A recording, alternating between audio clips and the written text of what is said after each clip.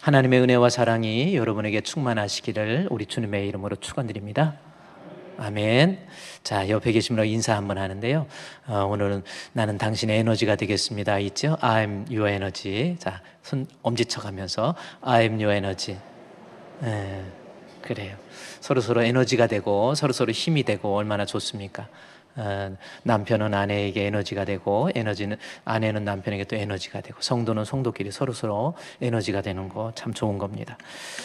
요즘 기름값도 비싼데 그 주유소에서 I'm your energy라고 써 있어서 야, 저 사람이 내가 먼저 한 건지 저 사람이 먼저 한 건지 하여튼 모르겠어요. 어쨌든 좋은 말입니다.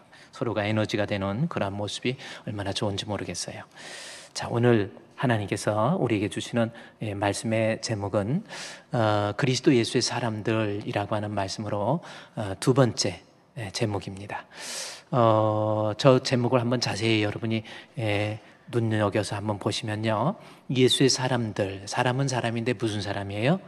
예수의 사람들. 그러니까 예수 믿는 사람을 우리는 예수의 사람들 혹은 작은 예수, 뭐 주일학교 꼬마 예수, 꼬예 해가지고 뭐 그러기도 합니다. 그래서 예수의 사람이라고 하면 저 사람 예수 믿는 사람 이렇게 이야기할 수 있죠. 그런데 그냥 예수의 사람들이 아니고 뭐라고 기록됐습니까? 그리스도 예수의 사람들 해서 앞에 그리스도가 들어가 있어요. 그러면 저건 또 다른 의미가 되겠죠. 바울이 저 내용을 쓸 때 그리스도 예수의 사람들 이렇게 썼단 말이에요. 이 내용이요, 이 갈라디아서 5장 24절 말씀에 보면 그대로 기록되어 있습니다. 말씀의 제목을 갈라디아서 5장 24절에 그리스도 예수의 사람들이라고 이렇게 정확히 기록되어 있어요. 그러면 이게 무슨 뜻이냐면 갈라디아서는 1장에서 6장까지 기록된 내용입니다. 갈라디아서 전체의 주제는 믿음으로 말미암아 하나님 앞에 의인된다라고 하는 그 믿음을 강조하고 있는 것이 이 갈라디아서예요. 그런데 5장에서부터 가서는 5장 후반부에 가서는 예수의 사람들이라는 것은 믿음을 얘기하는 거거든요. 예수를 믿는 사람. 그런데 예수를 믿긴 믿는데 그리스도 예수의 사람이라고 한 것은 예수를 믿어도 진짜 예수 믿는다라는 거예요.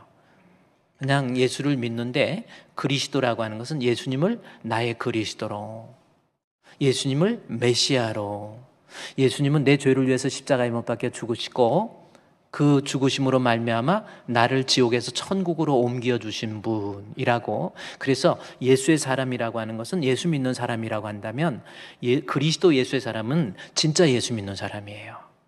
그러니까 여러분이 고백이 그리스도 예수의 사람이 되어야 그게 진짜 예수 믿는 성도의 모습이 될 수 있는 겁니다. 그렇다면 좀 여기에서 우리가 좀 생각할 수 있는 것은 내가 예수의 사람들, 나 예수 믿는다. 그래요? 예수 믿는다고 했기 때문에 내가 예배도 드리고 또 기도도 하고 또 섬김도 있고 선교도 하고 좋습니다. 예수의 사람들이에요. 또 삶의 모습도 어느 정도 변화가 되고 뭐 그게 예수의 사람입니다. 그런데 그리스도 예수의 사람은 틀려요. 그러니까 어떤 식으로 틀린가 해서 그러니까 그리스도 예수를 진짜 구주로 믿는 사람은 다르다는 거예요. 그러면 여기에서 한번 생각해 봅시다. 내가 예수 믿는데 예수를 그리스도로 믿을 수 있는 진짜 믿는 사람이 되려면 반드시 필요한 게 있어요. 여러분이 신앙생활하면서 예수님이 진짜 나의 생명의 주라고 믿을 수 있는 그리스도 예수의 사람이 되려면 반드시 필요한 것이 있습니다. 그것이 갈라디아서 5장에 나와 있다라는 겁니다. 우리 갈라디아서 한번 가보세요. 갈라디아서 쭉 한번 가봅시다. 1장 있죠? 갈라디아서 1장으로 한번 넘어가 보세요. 갈라디아서 1장. 바울의 2차 선교여행 초기에 갈라디아 소아시아 지역이 있죠. AD 한 54년 3년 정도에 바울이 기록한 책이 갈라디아서입니다. 소아시아 지역의 여러 교회들을 갈라디아 교회라고 그래요. 그래서 1장에서부터 쭉 가서 갈라디아서 우리 2장 16절 말씀에서 갈라디아서의 주제를 얘기해요. 예수를 믿음으로 말미암아 구원을 얻는다 해서 믿음이 있어야 예수의 사람이다라고 하는 것을 얘기해요. 여러분 예수님 믿습니까? 아멘. 그래요. 그런데 그 이야기를 믿음이 있어야 예수를 믿는 사람이 되어야 구원도 얻고 뭐 이런 얘기를 하면서 계속해서 3장 그리고 4장 쭉 내려갑니다. 그 다음에 5장 16절부터 갑자기 바울이 계속해서 반복해서 사용하는 단어가 있어요. 그게 뭔지 여러분이 찾아보세요. 예수의 사람들을 얘기하면서 예수 믿어야 구원받는다, 믿음이 우리로 하여금 구원받게 한다라고 하는 것을 이야기하면서 결론 부분 갈라디아서 5장 16절부터 가보니까 강조하는 말이 하나 있습니다. 뭔지 여러분이 한번 찾아볼까요? 내가 이르노니 뭐예요? 성령을 따라 행하라 해서 성령이 갑자기 등장을 해요.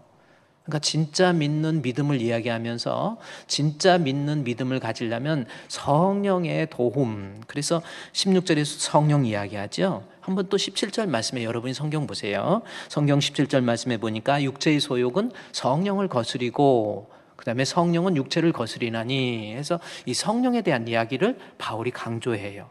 뜬금없이 강조하는 것이 아니라 예수 믿음으로 구원을 얻는데, 예수 믿음으로 구원 얻는 진짜 믿음이 되려면, 그리스도를, 예수를 그리스도로 고백할 수 있는 진짜 믿음이 되려면 바로 성령이라고 하는 것이 반드시 있어야 된다라고 하는 것을 우리에게 이야기해 주는 거라는 겁니다. 또 계속해서 갈라디아서 5장 18절 말씀에서도 너희가 만일 성령으로 인도함 받으면 해서 성령의 인도를 계속 강조하고 있지요. 22절 말씀에서도 오직 성령의 열매는 해서 성령에 대한 이야기입니다. 그러면서 우리가 봤던 24절 본문 보십시오. 예수의 사람이, 그렇죠? 진짜 그리스도를, 예수를 그리스도로 믿을 수 있는 진짜 예수 믿는 사람이 되려면 마지막 25절에 만일 우리가 성령으로 살면 또한 성령으로 행할지니 라는 거지요. 그러니까 성령의 도움이 없이는, 즉 성령으로 고백하는 그리스도에 대한 고백이 없으면 그 사람은 예수 믿는 사람 아니라는 겁니다. 아무리 교회 열심히 다니고, 너무 중요한 말씀이에요. 이 바울이 소아시아 교회에 편지하면서 예수 믿음으로 구원 얻는데 그 믿음은 어떤 사상이나 관념에서 한정되어서 혹은 문자적으로 기록돼서 나 예수 믿어 또 예수 믿는 그러한 믿음이라고 하면서 기본적인 종교심에 의해서 내가 교회에 모여서 찬송도 하고 봉사도 하고 섬김도 하고 이러한 여러 가지 신앙적 재행위가 있다 할지라도 그 사람이 성령을 통해서 예수를 그리스도라고 고백하지 못하면 그 사람은 진짜 믿음의 사람이 아니라는 겁니다. 오늘날 저와 여러분은 어떻습니까? 여러분 예수님 믿습니까? 근데 왜 이렇게 힘이 없어요? 예수님 마음으로 믿어 의에 이르고 입으로 시인하세요. 여러분 예수님 구주로 믿습니까? 근데 진짜 믿는 믿음의 사람이 되려면, 예수를 그리스도로 고백하려면 반드시 성령 받아야 돼요. 성령 받아서 성령으로 말미암아 나를 교훈하고 책망하고 가르치고 감화 감동 역사해서 나로 하여금 진리가 되신 예수께로 인도해 줄 때, 예수를 그리스도로 고백할 수 있는 그러한 고백이 나올 때, 성령을 통한 고백이 나올 때 그 사람이 진짜 예수 믿는 사람이라고 하는 거예요. 오늘날 교회 다니면서 이거 너무 중요한 겁니다. 저도 어렸을 때부터 교회가 그냥 익숙하게 태어날 때부터 모태신앙이라고 그래가지고 또 살 수도 없는데 하나님이 또 이렇게 기도해서, 목사님이 기도해 주셔서 살았다 해서 이름을 성은이로 짓고, 그리고 어렸을 때부터는 참 교회가 참 재미있었죠. 교회 가는 것이 행복하고, 교회 가면 뭐 얼마나 좋은지 몰라요. 그때는 또 놀이 문화도 없어가지고요. 뭐 자동차, 장난감 자동차 하나에 또 갖고 싶은데 자동차가 없어가지고 고무신 하나 벗어갖고 하나는 껴갖고 거꾸로 이렇게 꺾어갖고 자동차다 생각하고 끌고 다녔어. 그러니 얼마나 상상력이 뛰어나겠습니까? 자동차다 하고 뭐 놀 수 있는 게 그거밖에 없어요. 그리고 이제는 또 뭐 이 굴렁쇠 같은 것도요, 돈 있는 집 애들만 굴렁쇠 그거 쫙 굴리고 쫙 지나가면 얼마나 멋있는지. 근데 저는 굴렁쇠가 없어가지고 집에서 쓰다 남은 안티프라민 껍질이 있어요. 유한양행 있는 거 있잖아요. 그거 껍질 거기에다가 대나무에다 못 박아갖고 그거 그냥 끌고 밀고 다니는 거예요. 그냥 마을 동네 다니면서 여기가 이게 얼마나 재밌는지. 다 돌아다니다 집에다 딱 갖다 놓고 내가 나갈 때 그거 끌고 다니고 얼마나 재밌었는지 몰라요. 놀이 문화도 없고. 그런데 이제 교회라고 하는데 가면요 얼마나 좋았는지 몰라요. 우리 또 아버님이 또 장로님이, 우리 아버지 돌아가신 아버지께서 또 장로님이어가지고 교회 가면 장로 아들 성훈이가 또 어렸을 때부터 유별나게 또 이렇게 똑똑했지요. 그러다 보니까 막 성훈아 막 그래가지고 얼마나 참 그렇게 성장하면서 그래요. 그래가지고 막 교회 가면 선생님들도 잘해주시고 크리스마스 날 뭐 연필도 주고 뭣도 주고 막 이러니까 얼마나 좋았는지 몰라요. 그래서 크리스마스도 연습하고 막그뭐 연극도 하고 막 그랬던 추억이. 눈이 많이 내렸는데 걸어가면서 바지에 눈이 이렇게 뭉쳐요. 그래가지고 따뜻한 난로에서 불을 쩔쩔쯤 되면은 예배당 바닥이 물로 흥건하게. 참 좋았던 추억인가요? 근데 교회가 너무 좋은 거예요. 예, 그래 나중에는 이제 그 교회가 우리 아버지가 장로님 하니까 교회가 우리 아버지 교회인 줄 알았어. 또 우리 집에서 이렇게 바로 위에 있어가지고 우리 아버지 교회인 줄 알고. 그래서 주일학교 오후 예배 같은 거 드릴 때나 성탄절 연습하고 그럴 때 우리 아버지가 장로님이라 해갖고 앞에 대문이 있었거든요. 대문을 딱 닫아놔요. 그래가지고 나한테 너 가져온 거 뭐 있어? 그래가지고 사탕 가져왔나 뭐 했나 봐가지고 이거 우리 아버지 장로님이고 우리 교회야, 내 교회야. 그래가지고 나한테 사탕 주고 뭐 하는 애만 들어오게 하고. 그때 종만이 같은 경우는 저 뒤로 또 넘어가고 넘어오는 데 있어. 그때는 막 담 넘어서도 교회 오고 막 그랬는데 지금은 그런 게 없어요. 종만이 열정은 대단했어 하여튼. 그런데 딱 막아놓고 못 들어오게. 한참 있더니 딱 누가 나타났어. 누군가 했더니 목사님 아들이 나타났어. 그래가지고 이거 누구 교회냐 하고 목사 교회냐 장로 교회냐 해가지고 싸우면서 야 대한예수교 장로교회 써있잖아. 장로교회 또 막 이러고 참 그랬던 추억이 있었습니다. 교회는 익숙했지만 저는 정말 믿음이 없었어요. 예수를 그리스도로 나의 주 나의 하나님, 그렇죠? 나는 주님의 종입니다.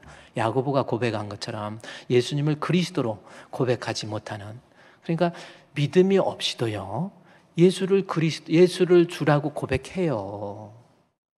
믿음이 없이도 얼마나 믿음 좋은지 몰라요. 교회 열심히 다 하죠. 대표기도 시키면 또 얼마나 잘하고 막 그래요. 오늘날요 집사가 되고 장로가 되고 권사가 되고 목사가 됐어도요 예수의 사람들은 돼요. 그러나 그리스도 예수의 사람이 되려면 반드시 성령 받아야 돼요.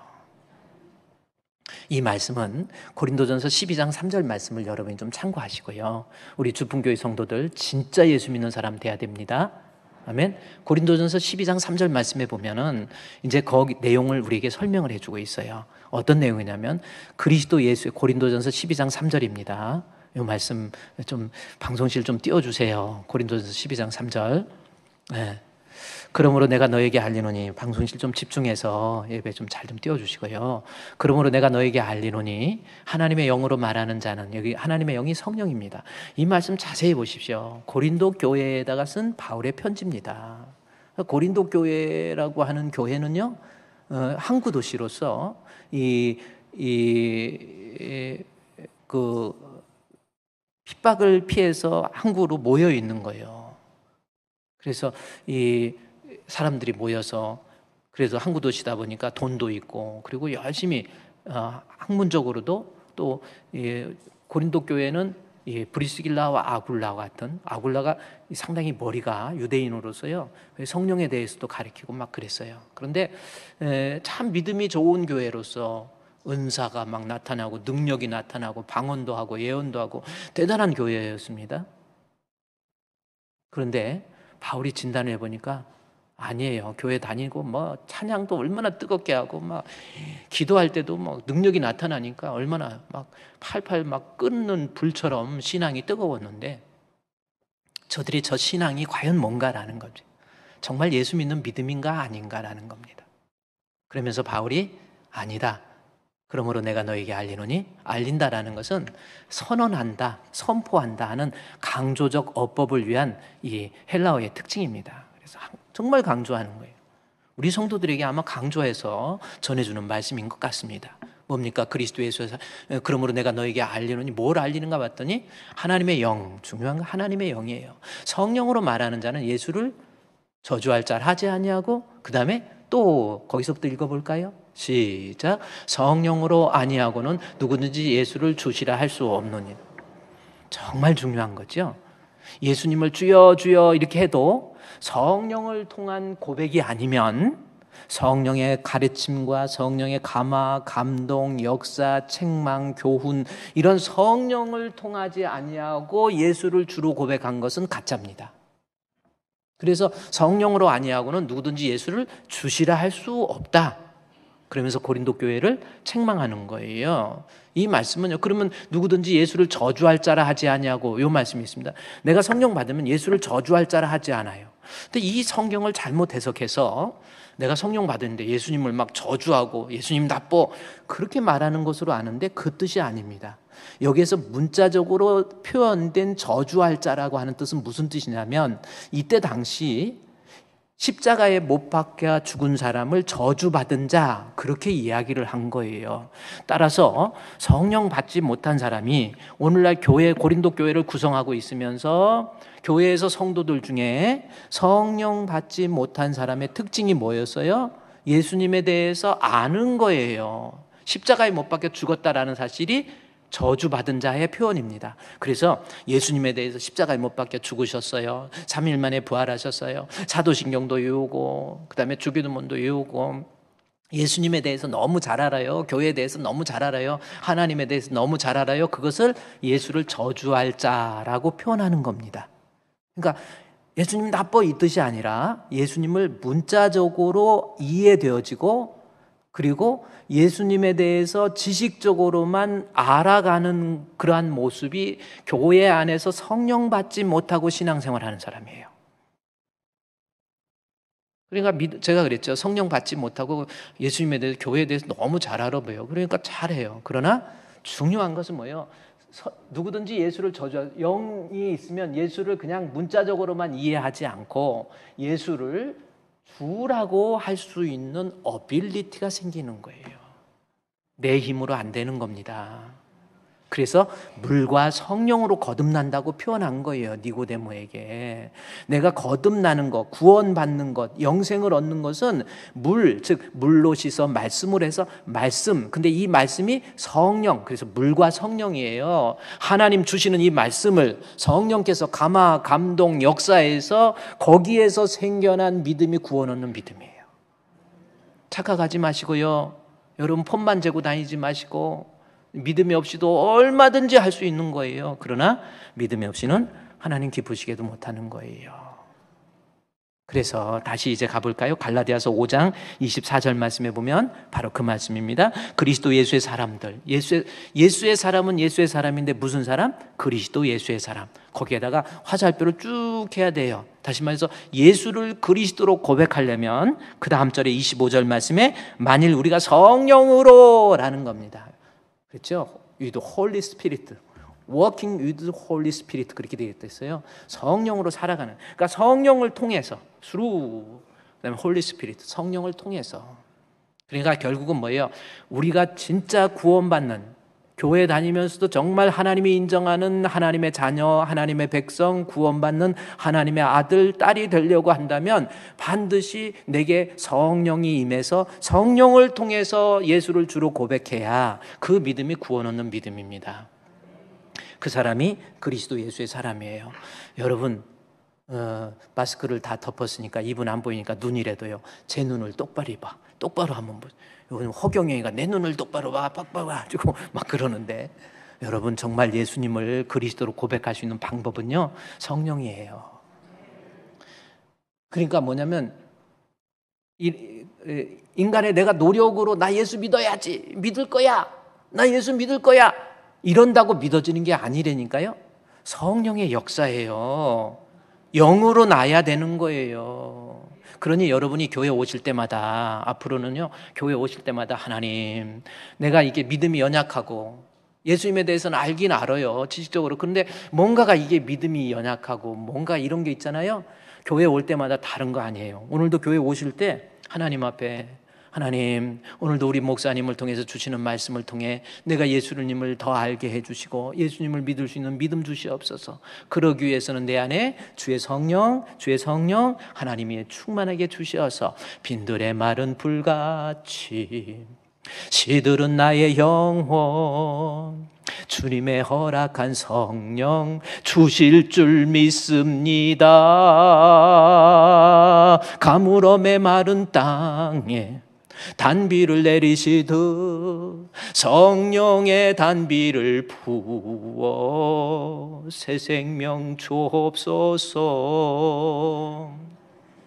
신앙부터 회복하세요. 하나님 앞에 정직한 믿음, 다른 거 아닙니다. 내 힘으로 안 돼요. 성령께서 임하셔서 나로 하여금 책망하고 교훈해서 예수 믿을 수 있도록 나를 인도해서 죄에 대해서, 의에 대해서, 심판에 대해서 나를 책망함으로 나로 하여금 주여, 나의 주여, 나의 그리스도, 나의 예수 고백할 수 있는 사람으로 만들어내는 역사입니다.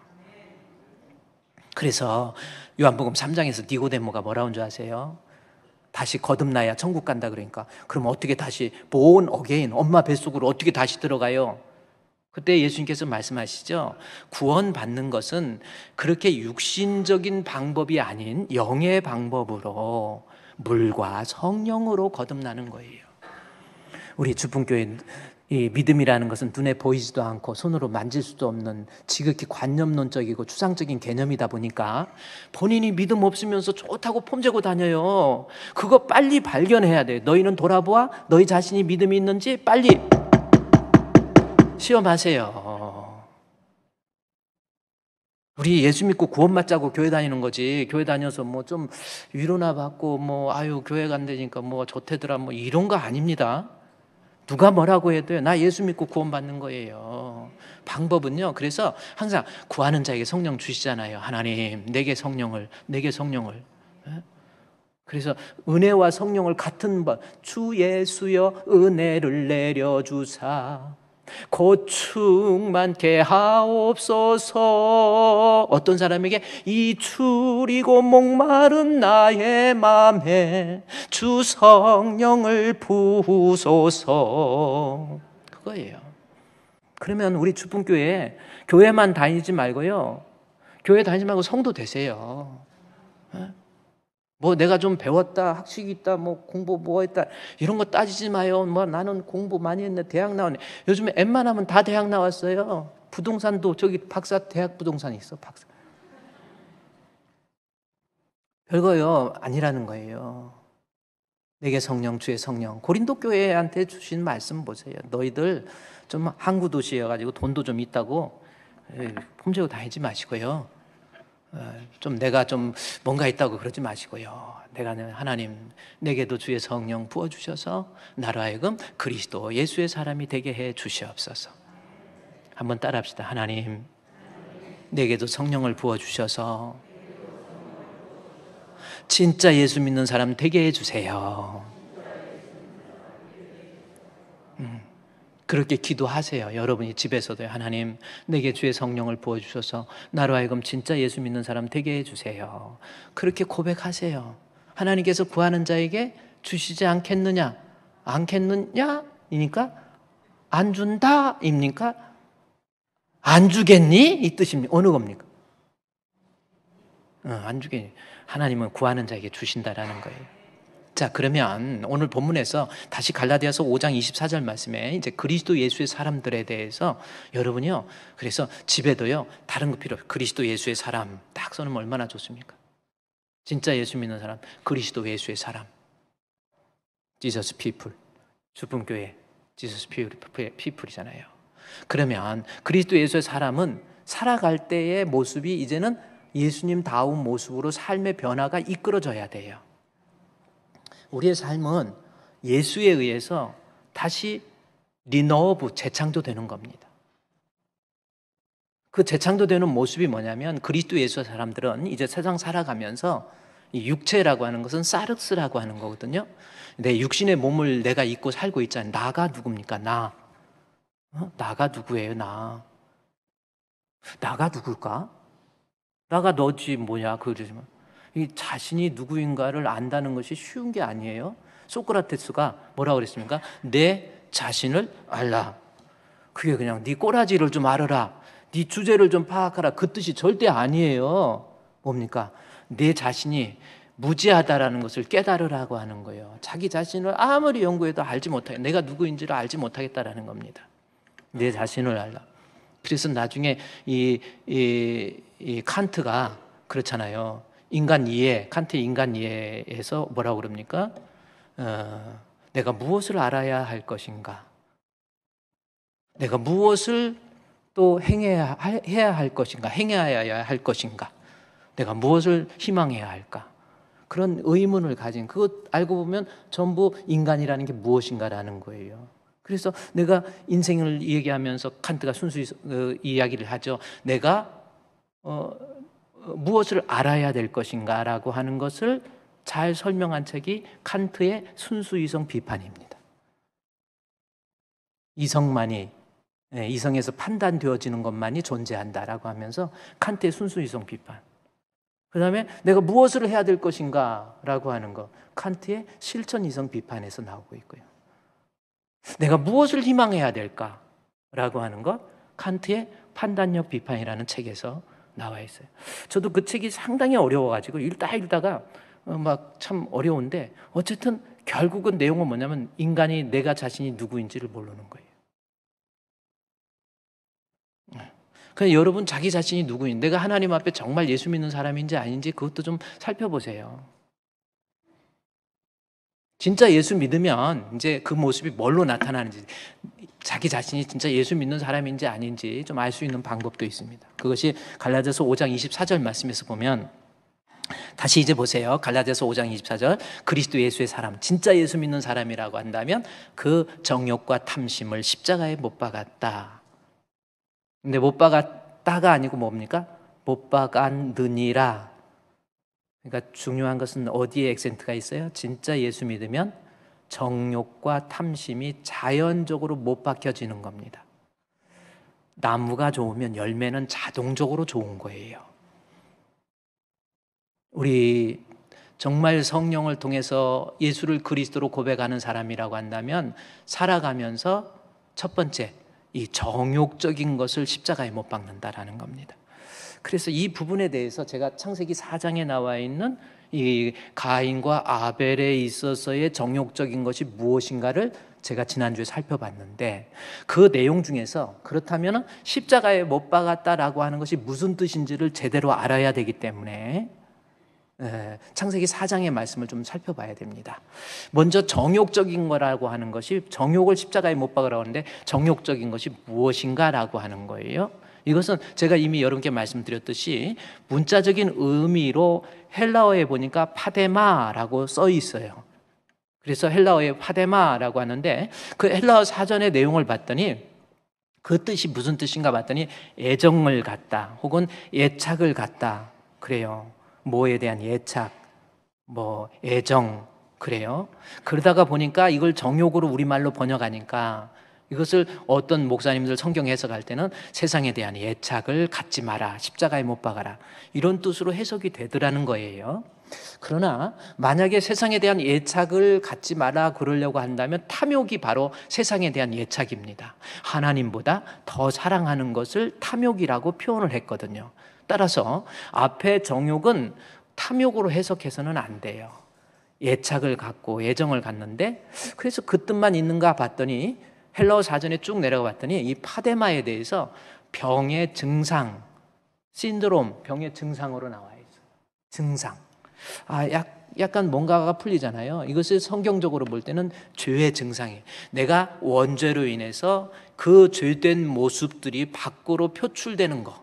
이게 바로 affection이라고 하는, 영어로 그래서 영어 성경에 보면은 affection이라고 번역이 돼 있어요. 제대로 번역된 거잖아요. 그래서 내가 이제는 갈라디아서 5장 24절 말씀을 다시 보세요. 내가 그리스도 예수의 사람, 진짜 예수 믿는 사람이라고 한다면 이제는 이 정욕적인 것, 다시 말해서 죄의 본성에서 나오게 되는 죄의 모습들을 따라가는 것이 아니고 그 죄의 모습을 십자가에 못 박아서 다스리고 통치한다. 그러니까 죄가 시키는 대로 안 하는 거예요. 그러면 이 어펙션이라는 걸 생각할 때 원죄와 관련된 단어인데, 파데마를 생각하면은 결국은 그러면 창세기 4장 7절에서 이 죄의 증상, 다시 말해서 이 정욕이 무슨 뜻인가를 창세기 4장 7절에서 찾아보면 됩니다. 이제 여러분이 성경 창세기로 가야 돼요. 일단 창세기 4장. 그냥 저만 짜짜지 쳐다보지 마시고 성경을 좀 보시고. 자, 창세기 4장에서요. 우리가요, 예수 믿는 사람이면 이 정욕적인 것을 십자가에 못 박아야 된다. 다시 말해서 다스리고 통치한다라고 하는 겁니다. 그러면 이 정욕에 대한 것을 본문에서 해석한 본문이 바로 창세기 4장 7절, 가인이 아벨을 쳐 죽인 사건입니다.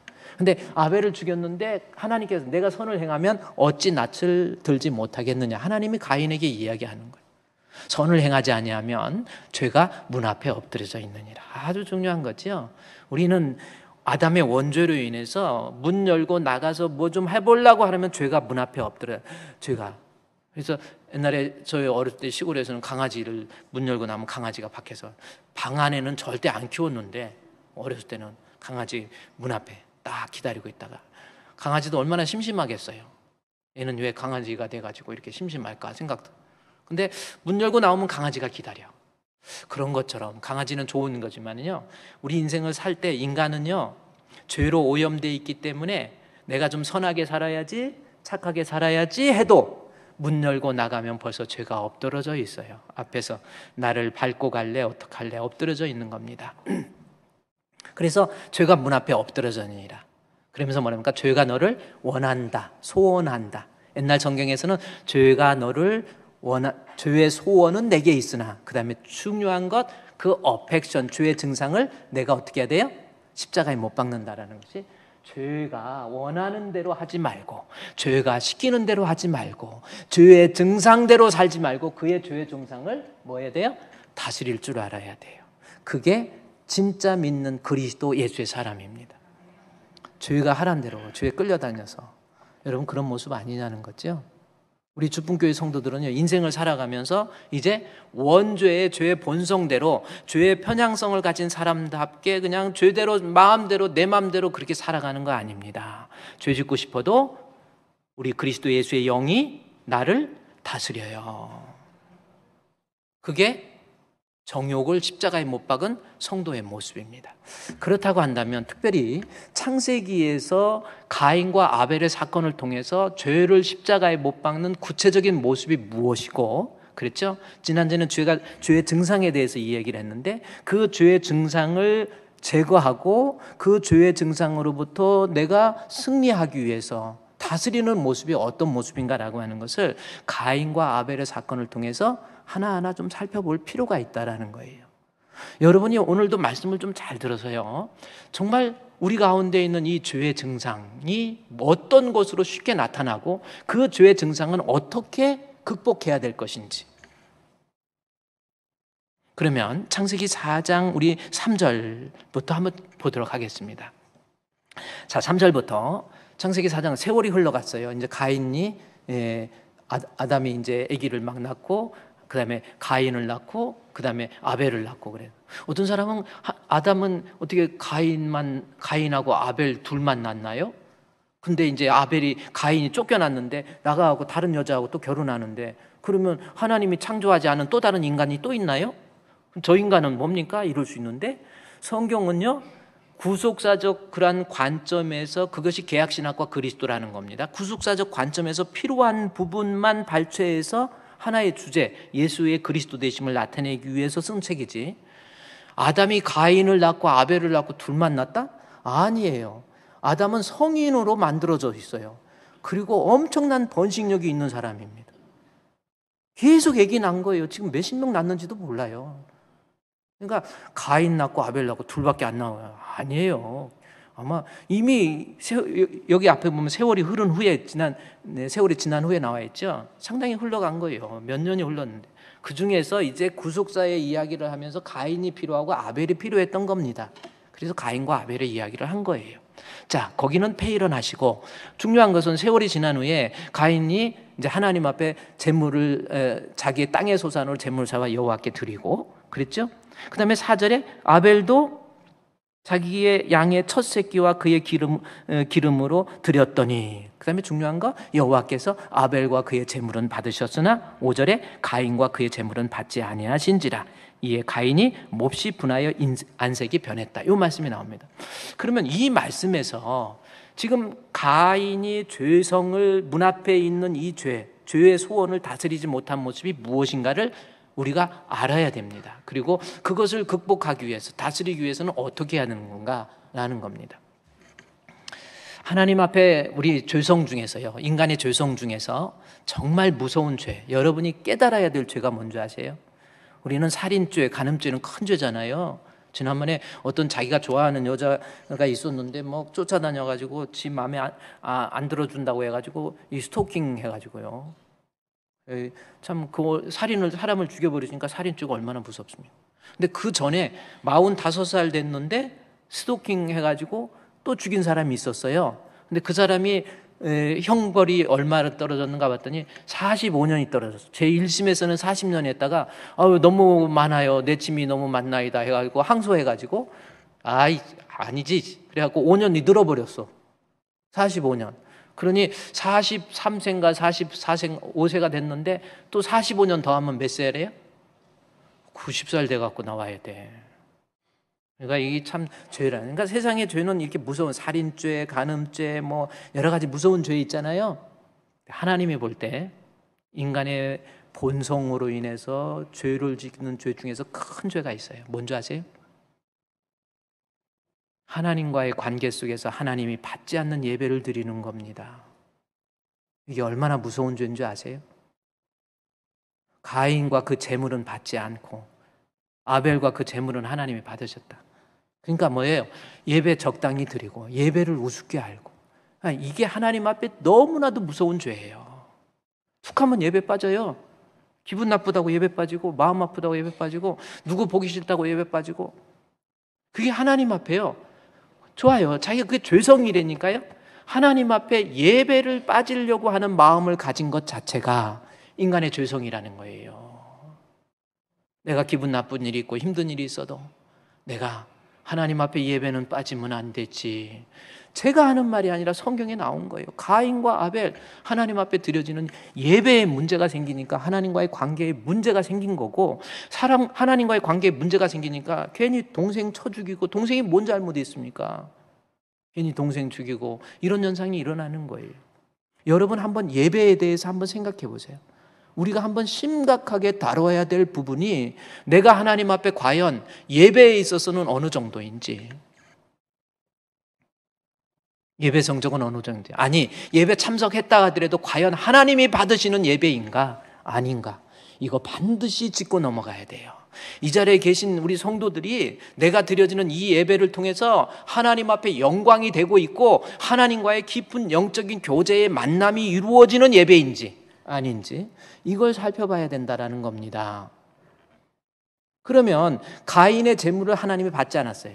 가인도 받지 않고 제물도 받지 않고 하나님이 받지 않는 예배. 그렇다면 하나님이 받으시는 예배는 뭔지, 그래야 이 어펙션, 죄의 증상, 예배 안 드리고 싶고 예배도 적당히 드리고 싶고 왔다만 가고 이렇게 하는 것이 죄의 모습인데, 이걸 극복하기 위해서는 어떻게 해야 될 것인지. 그러면 하나님이 찾으시는 예배는 어떤 건가? 받지 않는 예배는 가인과 그 모습인데, 그러면 우리가 이걸 이겨내기 위해서 하나님이 받으시는 예배는 어떤 예배인지, 그것은 요한복음 4장 21절부터 보면 하나님이 받으시는 예배에 대해서 이야기를 해요. 자, 한번 볼까요? 예수께서 이르시되 여자여, 사마리아 여인입니다. 여자에게 이야기해요. 이 산에서도 말고 예루살렘에서도 말고 너희가 아버지께 예배할 때가 온다라는 겁니다. 여기서 이 산은 뭐냐면 게르슴산이라고 하는 산이에요. 사마리아 지역에 있는 게르슴산. 그리고 예루살렘이라는 것은 예루살렘 시온성, 그리고 예루살렘 성전이 있는 곳입니다. 시온산이라고도 하지요. 자, 이 말은 무슨 뜻이냐면 이스라엘이 시간이 흐르면 여로보암, 르호보암 시대 때부터 나라가 나누어져요. 남북이 나눠집니다. 남북이 나눠지다 보니까 남쪽 유다 지역에 성전이 있어요. 그래서 이스라엘 사람들은 어떻게 되냐면, 유대인들은 성전에 가서 이 성전에서 예배를 드려야 하나님이 받으신다, 이렇게 생각한 거예요. 그런데 북쪽에 있는 이스라엘 사람들은 나라가 분단되는 바람에 유대 쪽으로 내려갈 수가, 예루살렘으로 못 내려가는 거예요. 그래도 제사는 드려야 되는데 어떡합니까? 방법을 생각해낸 거죠. 그 방법이 뭐였어요? 그래, 우리가 유다 지역까지는, 예루살렘까지는 못 가지만 우리에게는 게르슴산이 있어. 에발산과 게르심산 중에 게르심산이 있는데 이 게르심산에다가 우리가 제단을 만들고 거기에서 우리는 제사를 지낼 거야 해가지고 남쪽이 나눠지면서 북쪽에서도 게르심산에서 제사를 지내는 거예요.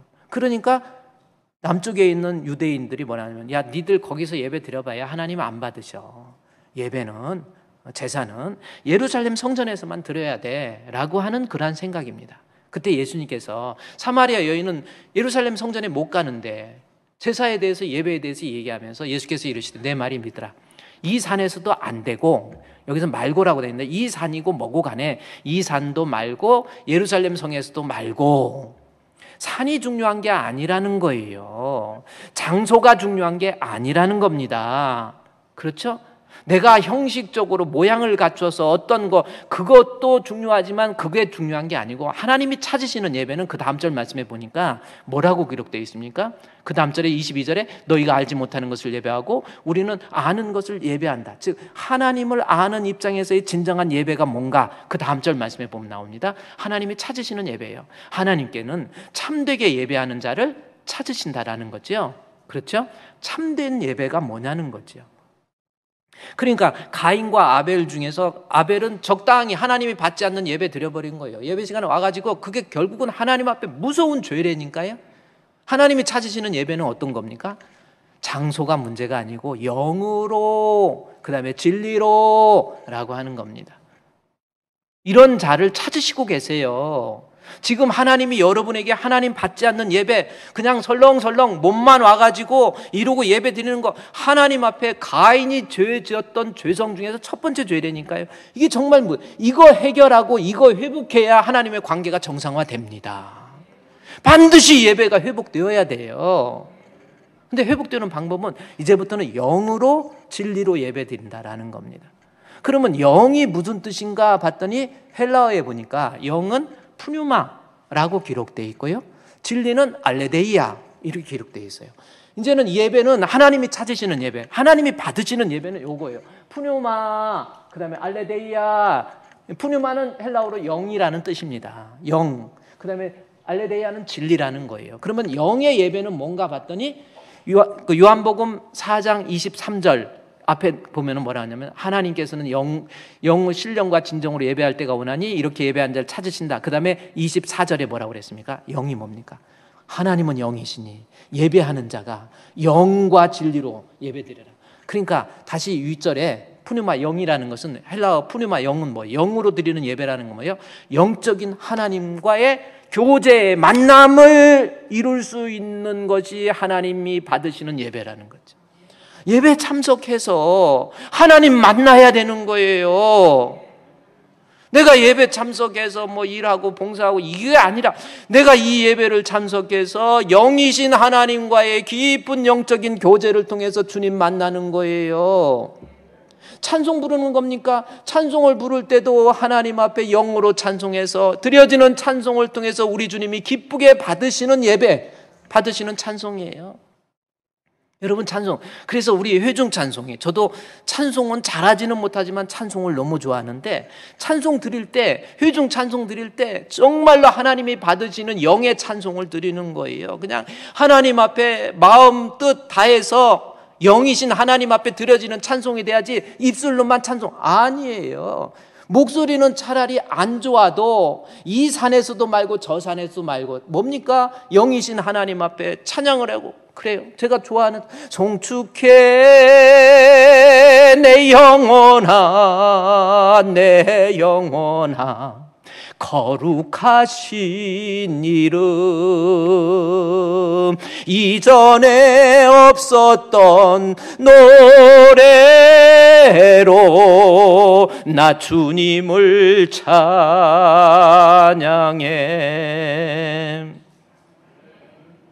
만 가지 이유 10,000 reason이라고 하잖아요. 만 가지 이유. 하나님 앞에 마음을 모아서 영으로 찬양을 해야지요. 말씀을 들을 때도 마찬가지예요. 그래야 하나님 만나는 예배가 되는 거예요. 말씀을 들을 때도 그냥 오늘 조는 분들은 얼마나 피곤해져서 그러셨겠어. 오늘 조는 분들 말하는 게 아니라 눈 부릅뜨면서요 하나님 말씀 아멘 이렇게 했다고 눈 뜨지 마시고 그냥 아멘, 아멘. 이러는 거. 그게 영으로 드리는 예배. 하나님 만나세요. 목사님 선포되어지는 하나님 말씀을 통해서 주여 죄인입니다. 주여 죄인입니다. 하나님 앞에. 그랬어요. 예배 시간에 해찰할 여유가 없어요. 그냥 딱 예배 하나님 앞에 예배 주님 앞에서 예배 드리는 거예요. 그래서 예배 때 자꾸 원래는 성경 봉독할 때도 이렇게 세워서 뭐예요? 하나님 말씀이다는 이렇게 세워서 하나님 말씀 읽고 내리고 그다음에 우리 하나님 원래 첫 송도 처음에 임내송도 일어나야 되는 건데 지금 앉혀놓고 의자가 또 너무 편해. 유럽 같은 데 보세요. 방석도 없어요. 하나님 앞에서 어디 편하게 해가지고 막 그래가지고 이러고 자고 있고 오늘 자는 분 말고 이러고 자고 있고 그냥 자는 게 아니라 막 목사님 설교 들으면서 웃기네 웃겨 그렇게 보여. 여기 한번 올라와 봐. 하나님 받으시는 예배 내 죄성이란 말이에요. 그냥 설렁설렁 드리고 싶고 하나님 앞에 온 것이 아니고 사람 앞에 왔어요. 그래가지고 그냥 하는 거니까 하고 빨리 끝나고 집에 가서 자야지. 아유 그냥 그렇게 합니까? 이게 하나님 앞에 얼마나 무서운 죄인지. 살인죄와 간음죄만이 죄가 아니에요. 하나님 앞에 예배가 하나님과의 만남이 이루어지지 않고 신령과 만남, 예배 영적인 만남, 영으로 드리는 예배, 진리 대신 예수 그리스도 믿는 믿음으로 드리는 거예요. 내가 예수님 믿는 믿음, 나 같은 것 감히 주님 앞에 나올 수 없지만 우리 주님의 십자가의 공로를 의지해서 오늘도 주님 앞에 나왔습니다. 주여 나의 기도 들으시고 나의 찬양 들으시고 주시는 말씀을 통해서 나를 교정해 주옵소서. 이게 예배란 말이에요. 예배가 회복되지 않으면 여러분 절대로 하나님과의 관계의 정상적인 모습이 회복이 안 된다니까요. 결국은 하나님으로부터 가인 저주받고 가인의 후예들이 어떻게 됩니까? 부모가 하나님 앞에 예배부터 바로 회복되고 주여 하나님 앞에 회복되고 후손이 가인의 후손들, 우리 가인의 후예라는 책도 있잖아요. 그 가인의 후손들 보세요. 여러분, 제가 여러분에게요, 저는 여러분을 책망하고 뭐 이럴 수 있는 위치도 아니고요. 오늘 주신 말씀 보세요. 우리 안에 있는 강한 죄성이 뭡니까? 예배 적당히 드리고 그냥 왔다 가는 거, 이거 죄래니까요. 하나님 앞에 예배를 회복해서 예배 빠지는 거 아니에요. 힘들어도 어려워도 내가 지금 일이 있어서 좀 늦게 오더라도 예배 찍고 가세요. 찍어야 돼 이걸. 저도 이게 톱스 찍으면 20원씩 나오는 게 있더라고요. 그 운동하고 막 어디 걷다 가면 찍는데 그거 누가 가르쳐 줘가지고 그래가지고 그 돈이 문제가 아니라 거기까지 가면 20원이 딱 예금 통장으로 들어와. 그랬더니 또 끝나고 목사님 그거 어디 있어요? 나 좀 가르쳐 주세요. 그럴 분들 많이 계실 거예요. 예배 와서 하나님 만나고 가세요. 그것이 가인의 죄성 중에서 우리가 해결해야 될 첫 번째 모습이었다라는 겁니다. 그 다음에 우리 3절, 4절에서 우리 4절에서도 하나님이 받지 않으셨다. 그랬더니 5절에 가인과 그의 재물은 받으셨는지라. 가인이 몹시 분노했다. 그랬죠? 여호와께서 가인에게 이르시되 내가 분하면 어찌미냐? 안색이 변하면 어찌미냐? 바로 우리가 해결해야 될 죄성 중에 두 번째는 하나님 앞에 분노하는 겁니다. 이 분노라고 하는 것은 뭐예요? 이거 반드시 우리가 해결해야 될 죄성이에요. 인간은 교만으로 인해서 자기 마음에 들지 않으면 자기 혈기가 폭발되는 거예요. 이게 분노입니다. 그렇죠? 막 운전하다가도 누가 껴들면 이세희 저세희 네가 내들 끼어들다니 가가지고 막 이렇게 하는, 이것도 어떻게 보면 죄성이에요. 그렇게 하고 싶어도요 참아야 되는 거야. 다스리세요. 오늘도 교회 오다가 누가 끼어드는데 이세희 저세희 너 수업 막 해갖고 하이빔 착착착착 쏜 사람 손 한번 들어보세요. 이게 이제 분노라고 하는 거예요. 집에서 좀 아내가 좀 뭐라고 했다고 어디 남편한테 한 사람 손 한번 들어봐요. 분노라고 하는 것이 또 하나의 원죄로 인한 죄성이라고 하는 겁니다. 그런데 여기에서 분노가요 아주 놀라운 사실이 있어요. 분노는 이것이 신앙적으로 사용됐을 때 분노라고 하는 것은 무슨 뜻이냐면 다른 의미입니다. 하나님의 충고에 대해서 받아들이지 않는 모습이 우리가 깨달아야 될 죄성이에요. 자, 그러면 이 분노가 무슨 뜻인지 히브리어에서 무슨 단어를 썼는가 봤더니 하라, 이게 분노예요. 히브리어로 분노, 분냄, 이것이 히브리어로 하라라고 하는 단어를 쓰고 있습니다. 이 하라라고 하는 단어는 여기도 네 마음대로 해라 이 뜻도 될 수 있는 것 같아요. 이 분하여 할 때 분노가 하라, 한번 읽어봅시다. 하라.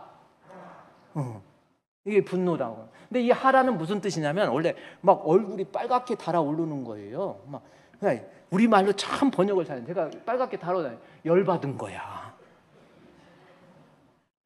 지금 가인이 열받았어. 근데 이 열받았다는 게 무슨 뜻인가 봤더니 결국은 이것을 성경적으로 볼 때 하나님 앞에 열받은 이유는 뭐야? 열받은 게 너무 또 속어인가? 누가 뭐 또 이 새끼라고 그래가지고 또 그것 때문에 저 새끼라고 시끄러웠는데 그건 아니지. 이거 열받은 거예요. 하여튼 얼굴이 빨갛게 타오르는 건데, 근데 이게 무슨 뜻이냐면 교만한 죄성으로 인해서 하나님의 충고를 받아들이지 않는 감정 폭발입니다. 중요한 것은 우리의 죄성 중에서 우리가 조심해야 될 것은 뭐냐면 하나님께서 나를 의의 길로, 평강의 길로, 축복의 길로 인도해 주시기 위해서 주신 하나님의 충고를 받아들이지 않는 거예요. 이게 무서운 죄입니다. 그러면 하나님께서는 무엇을 가지고 충고하시는지 이것도 중요하죠. 첫 번째는 뭐 두 가지로 하나님은 우리를 의의 길로 인도하고 나로 하여금 이 험한 세상에서 승리하기 위해서 하나님이 나를 교훈하고 책망하고 훈계하는 게 있는데, 첫 번째 방법이 뭐냐면 주의 종의 설교를 통해서 하나님은 나를 훈계하십니다. 따라서 내가 죄성을 버리라고 하는 것은 하나님의 말씀의 설교를 듣고 꼭 나 들으라고 하는 것 같고 내 죄를 지적하는 것 같고 내 자존심을 막 문드러뜨리고 막 고개도 못 들 것 같은 이러한 분위기가 됐다 할지라도 예배 시간에 하나님께서 주시는 이 말씀, 나를 사랑해서 나로 하여금 승리하게 해서 주신 하나님의 말씀으로 알고 하나님의 말씀의 설교 듣고 분노하지 말라는 거예요. 약속할 수 있어요? 여러분, 영적인 건 목사님한테 맡기고요. 여러분, 우리 천국 가야 되잖아요. 내 자존심 좀 살려서 얼마나 얻었습니까? 그런 거 따지지 마시고요. 하나님이 충고하시는 거. 그래서 이 베드로가 설교할 때 사도행전 2장 38절, 37절, 38절 말씀해 보니까 베드로가 설교를 해요. 근데 설교의 내용이 베드로도 직설적이잖아요. 사도행전 2장 37절, 38절 말씀이니까 베드로가 이르되 회개하여 각각 예수 그리스도의 이름으로 세례를 받고, 그 말씀에 뭐 회개하라고 그런 거예요. 너희들이 예수님 십자가에 못 박았잖아. 회개! 막 그래 버린 거예요. 그러니까 오늘날 여러분 목사님이 설교를 하는데 집사님 왜 그러세요? 집사님은 왜 맨날 그렇게 사세요? 막 그런다든지 뭐 이런 겁니다. 그러니까 지적을 해주니까 베드로가 이렇게 하니까 회개하여 각각 예수 그리스도 이름으로 세례를 받고 죄사함을 받아라. 그리하면 성령을 선물로 받으리니, 그렇게 나왔죠. 근데 요 앞절 37절이 중요한 거예요. 그러니까 베드로가 그들이 이 말을 듣고 회개하라는 말을 듣고 마음이 찔렸을까 안 찔렸을까? 찔렸어요. 그랬더니 여기까지는 그들이 이 말을 듣고 마음이 찔렸는데 베드로와 다른 사도에게 물어서 이르되 형제여 우리가 어찌할꼬? 그래요, 베드로 선생님 내가 잘못했습니다. 이렇게 나와요. 그랬더니 하나님께서 용서해 주시고 성령을 선물로 주시는 겁니다. 그런데 사도행전 2장 37절에 그들이 이 말을 듣고 마음에 찔려서 어떻게 할까 하고 회개했더니 하나님이 은혜를 주셨는데, 사도행전 7장 54절에 갔더니 스데반이 설교를 할 때 똑같은 말을 듣습니다. 너희들이 예수님이 십자가에 못 박았다. 그랬더니 그들이 이 말을 듣고 마음에 찔린 건 똑같아. 설교 듣고 마음 찔리는 것이 좋은 겁니다. 항상 나를 위로해 주는 게 아니라 설교 듣고 마음 찔리는 게 좋은 거예요. 이 말을 듣고 마음에 찔렸어요. 그랬더니 이 사람들은 어떻게 했어요? 그를 향하여 이를 갈아버리잖아요. 여러분, 말씀 듣고 분노하지 마세요. 설교 듣고 내 양심의 가책을 느껴도 하나님이 나를 사랑해서 하나님이 나에게 은혜를 주시는구나. 이게 바로 하나님께서 분하지 않는 성도의 모습입니다. 하나만 보면요, 여기 분노가 이 말을 듣고 마음에 드는데 하나님이 충고하신 것 데살로니가전서 2장 11절부터 보면은 데살로니가전서 2장 11절 말씀에서 하나님께서 충고할 때 말씀을 통해서 설교를 통해 충고할 뿐만 아니라 너희도 아는 바와 같이 우리가 너희 각 사람에게 아버지가 자기 자녀에게 하듯 주의 종이 위로하고 경계하는 게 있습니다. 두 번째, 하나님께서 나를 의의 길로 인도하기 위해서 하나님 말씀을 주실 때 분노하지 마라고 그랬고요. 또 하나는 주의 종 목사님을 통해서 경계하고 위로하고 권면하고, 경계할 때는 아니요, 집사님 이제 그만하세요. 집사님 이건 아닙니다. 이렇게 하면 안 돼요. 집사님 이제 술 끊으세요. 담배 끊으세요. 집사님 예배 출석 자꾸 이런 식으로 하지 말고 제대로 하세요. 막 경계하고 위로하고 또 책망도 해요. 이럴 때 13절 말씀해 보니까 데살로니가 교회가 어떻게 해요? 저희가 그 이후 그 다음 절 12절부터 먼저 보면 그렇게 하는 이유가 뭡니까? 그들이 너희가 부르사 하나님 나라의 영광에 이르게 하시는 하나님께 합당한 사람 되게 하기 위해서 하는 것으로 아시고, 주의 종이 훈계할 때, 그렇죠? 그 다음 절, 사람의 말로 듣지 말고 사람의 말로 받지 말고 하나님의 말씀으로 받았다라는 표현이 있습니다. 오늘은요, 여러분, 우리가 해결해야 될 죄성 이제 알았죠? 예배 제대로 드리세요. 예배 시간 하나님 만나세요. 여러분을 사랑하시는 하나님께 하나님의 충고와 권면에 분노하지 마시기 바랍니다. 말씀 듣고 절대로 실족하지 마세요. 하나님이 나를 사랑해서 목사님이 여러분을 불러서 권면할 때, 예, 알겠습니다 목사님, 하나님의 말씀으로 받으세요. 그래서 승리할 수 있는 우리 성도 되시기를 주의 이름으로 축원드립니다. 다 일어나셔서 오늘 하는 말씀을 찬양을 하면서요, 그래요, 내가 하나님 앞에 내 안에 있는 이 죄성 십자가에 못 박겠습니다 라는 다짐을 가지고 하나님 앞에 뜨겁게 십자가의 길 순교자의 삶 기도를 하겠습니다.